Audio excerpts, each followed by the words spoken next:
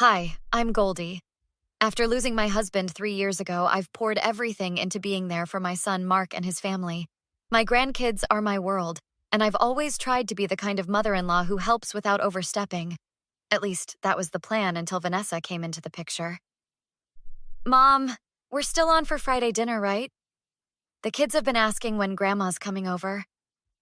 Mark's voice always brightened my day, even through the phone.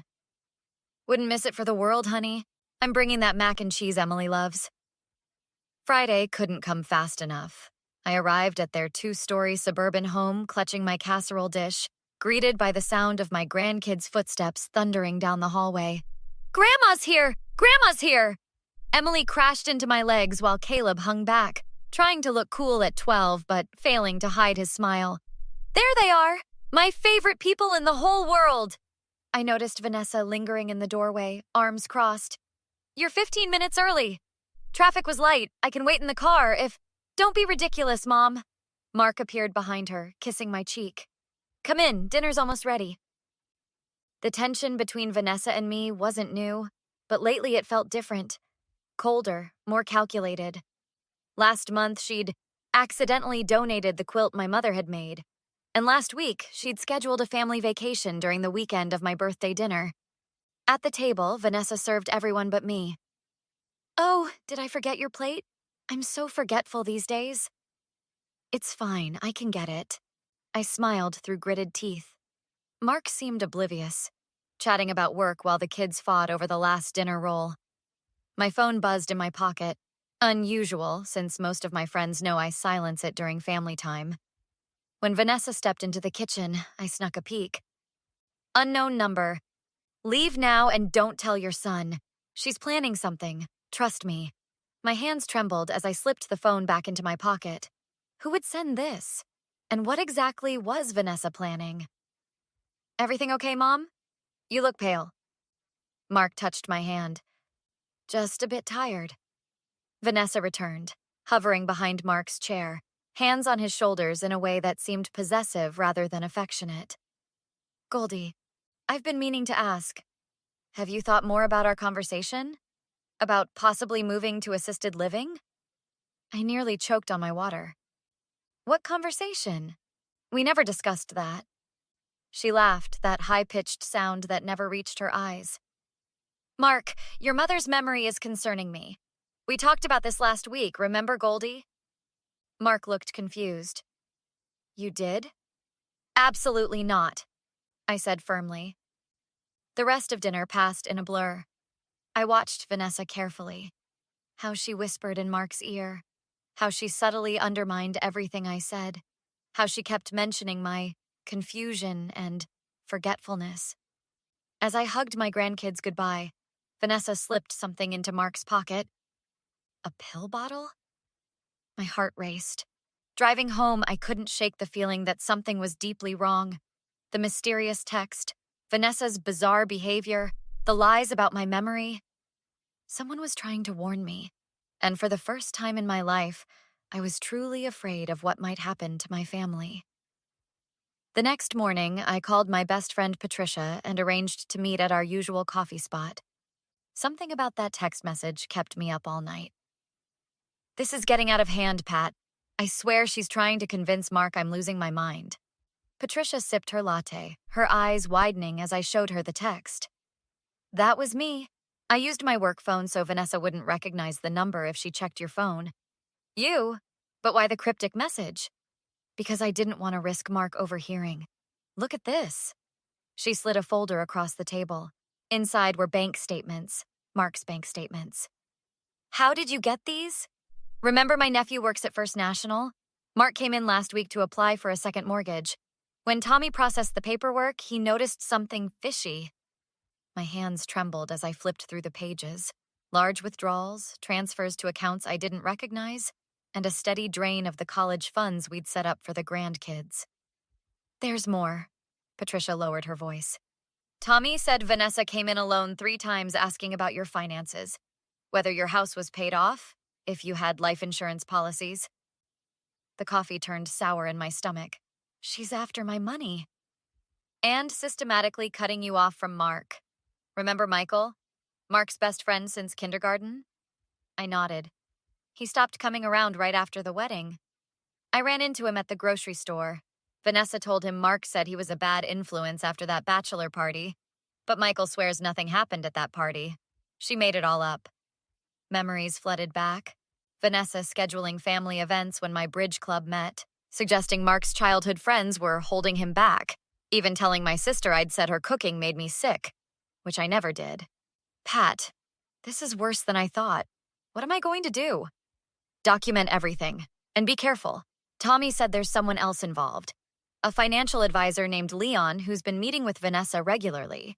My phone rang. Mark. Hey, Mom.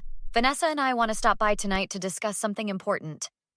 They arrived at 7. Vanessa wore her fake sympathetic smile while Mark looked uncomfortable. We've been thinking about your future, Goldie. Vanessa placed her manicured hand over mine. After that memory slip at dinner. What memory slip? See? This is what I mean, honey. She turned to Mark. She doesn't even remember. Mark shifted awkwardly.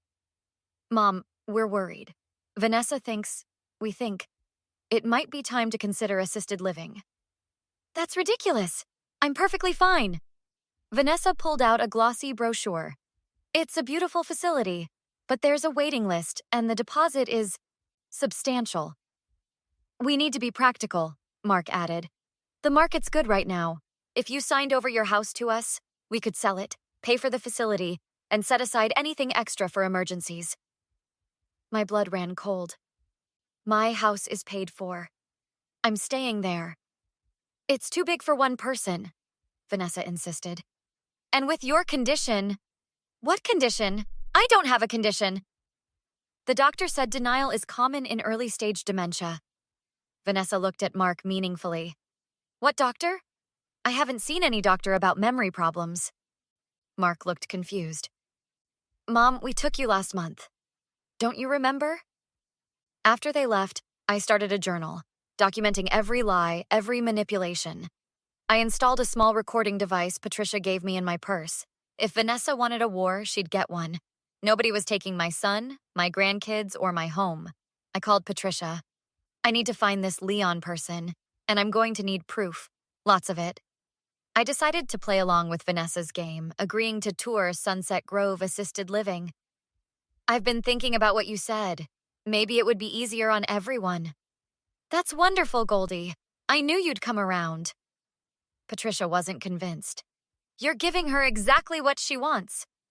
I'm buying time. Did you find anything on this Leon character? Better. My cousin's daughter is a detective who specializes in elder fraud cases. Detective Rivera met us the next day, her expression serious as she reviewed my situation. This happens more often than you'd think. Family members are the most common perpetrators of elder exploitation. But my son isn't involved. He wouldn't do this. Not knowingly. These manipulators isolate, create doubt, forge documents. Has anyone suggested you have memory problems? I nodded, explaining Vanessa's tactics. Classic move. Next, they'll try to get medical power of attorney. We need to establish a pattern. We arranged to meet Michael at a diner across town. Mark's childhood friend looked different. Thinner, grayer. Goldie, man, it's been what, 3 years? Too long. What really happened between you and Mark? His face darkened. Nothing happened. One day we're best friends. The next he's telling me our friendship is toxic. Then I find out Vanessa told him I tried to hit on her at their wedding. That never happened. Of course not. But that was just the beginning. She told people I had gambling debts, that I asked Mark for money. With Detective Rivera's guidance, we set traps. I mentioned fake insurance policies during phone calls. I left notes about meeting with attorneys where Vanessa would see them. My recording device captured everything. Vanessa pressuring me about the house, suggesting my confusion to Mark, coaching my grandkids to report if Grandma acts funny. The bombshell dropped when Patricia and I followed Vanessa to her supposed yoga class. Instead, she drove to an upscale apartment and walked straight into the arms of a slick-looking man. That's Leon, Detective Rivera confirmed. He's got complaints for unethical financial practices, but nothing that stuck. We tailed them 3 more times. Same routine. Passionate greeting, 2 hours inside, then back to playing devoted wife. The final piece came when Detective Rivera obtained papers Vanessa had prepared, not just power of attorney, but involuntary psychiatric commitment. She's planning to have me locked up? My hands shook. On grounds of paranoid delusions and dementia. Once you're declared incompetent, they can liquidate everything. And Mark? What does he know? These don't have his signature yet. She's making him believe you're declining. When do we stop her? Patricia asked. We already have enough, but if you want ironclad evidence, we need to get them all in one room. Mark, Vanessa, Leon, everyone, and let them hang themselves. I thought of my family. Let's finish this. I want my son back. Sunday dinner at my house became the perfect trap. Patricia helped me prepare while Detective Rivera set up recording equipment in the dining room. Everyone confirmed? Detective Rivera adjusted a tiny camera disguised as a flower arrangement. Mark and the kids, Vanessa, and even Leon, though he thinks he's coming to discuss my investment portfolio. The doorbell rang at exactly 5. Mark hugged me while the kids bounded in, followed by a tense-looking Vanessa. Your house looks quaint as always, Goldie. Thanks for coming. I wanted the whole family together before I make some big decisions. 15 minutes later, Leon arrived. Vanessa's face went pale. Leon, what a surprise. You must be Goldie's financial advisor? Actually, I'm here because I invited him, I interrupted. Everyone, please sit down. Michael emerged from the kitchen with Patricia and Detective Rivera. Vanessa's eyes darted around like a cornered animal. What's going on here? Mark, I'm not comfortable with this. That's funny, considering how comfortable you were in Leon's apartment last Tuesday. I placed photos on the table, Vanessa and Leon kissing outside his building. Mark stared in disbelief. What the hell is this? Your wife's yoga instructor, also her lover and partner in trying to steal my house and life savings. Vanessa laughed nervously. Mark, your mother is having another episode. This is exactly what I've been warning you about. Is it an episode to record you coaching my grandkids to spy on me? I played the recording from my purse. Vanessa's voice filled the room. Just tell Daddy if Grandma seems confused. Remember our secret game? Mark's face hardened. You told me my mother was imagining things. Let me explain. Or how about these? Detective Rivera laid out the bank statements. Systematic withdrawal of funds from your joint accounts. Transfers to offshore holdings controlled by Leon's shell company. Leon stood. I think I should leave. Sit down. Detective Rivera flashed her badge. Elder fraud and financial exploitation are serious crimes. It gets worse, I continued, placing the commitment papers on the table. She was planning to have me institutionalized, declared incompetent. Then your signature on these papers would give her control of everything. Mark's hands trembled as he examined the documents. These have my forged signature on preliminary forms. My God, Vanessa. It's not what it looks like. Vanessa reached for Mark's arm. She's manipulating you. She's always been jealous of us. Stop lying. Mark shoved the papers away. My mother warned me about you years ago, and I didn't listen. Vanessa turned to me, tears streaming down her face. Goldie, please. I made mistakes, but I can explain. Give me another chance. Like the chance you gave Michael? Or my sister? Or anyone else you pushed out of our lives? I'll change, I promise. Save it for the judge. Detective Rivera produced handcuffs.